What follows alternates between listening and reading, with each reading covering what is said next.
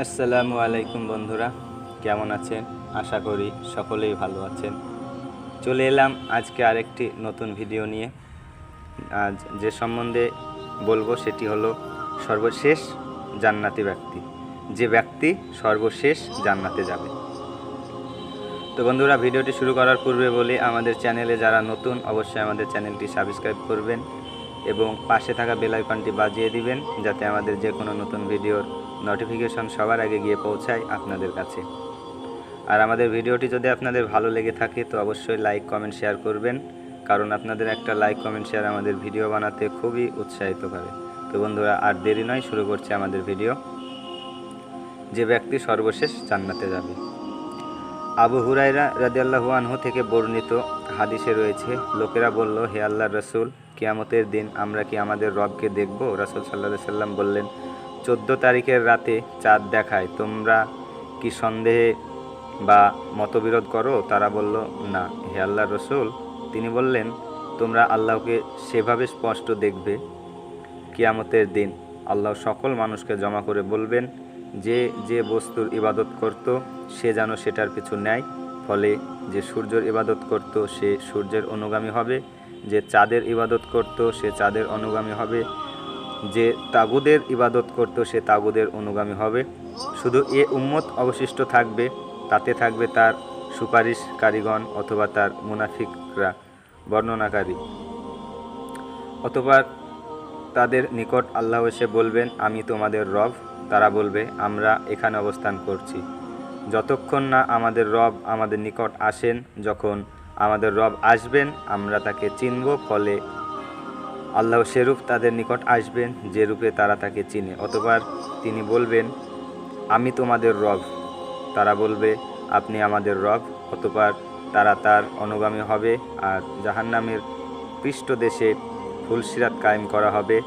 আমি ও আমার উম্মত সর্বপ্রথম তা অতিক্রম করব। সেদিন রাসূলগণ ব্যতীত কেউ কথা বলবে না। সেদিন রাসূলগণের বাণী হবে, আল্লাহুম্মা সাল্লিম সাল্লিম। জাহান্নামে রয়েছে সাদানের কাঁটার ন্যায় হুক। তোমরা সাদান দেখেছ? তারা বলল, হ্যাঁ হে আল্লাহর রাসূল। তিনি বললেন, তা ফুলসিরাত সাদানের কাঁটার ন্যায়, তবে তার বিশালত্বের পরিমাণ আল্লাহ ব্যতীত কেউ জানে না। সে মানুষদেরকে তাদের আমল অনুযায়ী ছো মেরে নিয়ে নেবে। তাদেরকেও ধ্বংসপ্রাপ্ত নিজ আমলের কারণে জাহান্নামের শুরুতে রয়ে গেছে।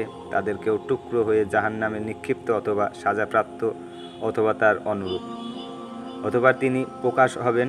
অবশেষে যখন বান্দাদের ফয়সালা থেকে ফারেক হবেন ও জাহান্নামীদের থেকে নিজ রহমতে যাকে ইচ্ছা বের করার ইচ্ছা করবেন, ফেরেশতাদেরকে নির্দেশ দেবেন যে জাহান্নাম থেকে বের করো।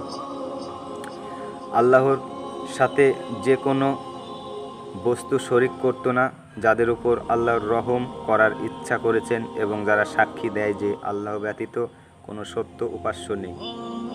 তারা সিজদার আলামতের মাধ্যমে জাহান্নামে তাদের চিনবে। আগুন বনি আদমকে সিজদার জায়গা ব্যতীত খেয়ে ফেলবে। সিজদার জায়গা ভক্ষণ করা জাহান্নামের উপর আল্লাহ হারাম করে দিয়েছেন।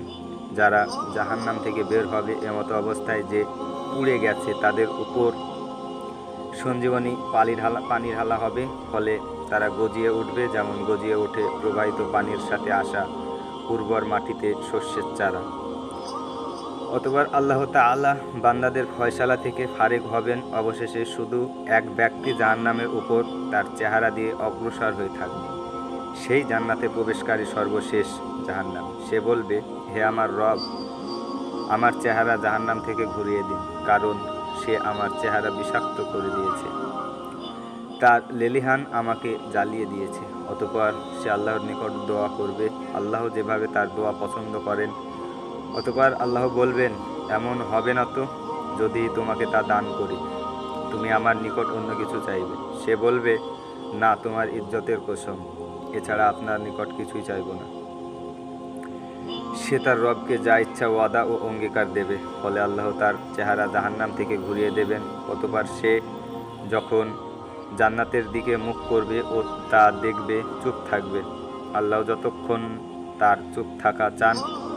অতঃপর বলবে, হে আমার রব, আমাকে জান্নাতের দরজার পর্যন্ত অগ্রসর করুন। তো বন্ধুরা, আমাদের ভিডিওটি অনেক লম্বা হতে চলেছে, সেই কারণ থেকে আমাদেরকে দ্বিতীয় পার্ট করতে হবে। তো প্রথম পার্টে এইটুকুই, বাকিটা দ্বিতীয় পার্টে জেনে নিন। আমাদের ভিডিওটি যদি ভালো লেগে থাকে তো অবশ্যই লাইক কমেন্ট শেয়ার করবেন।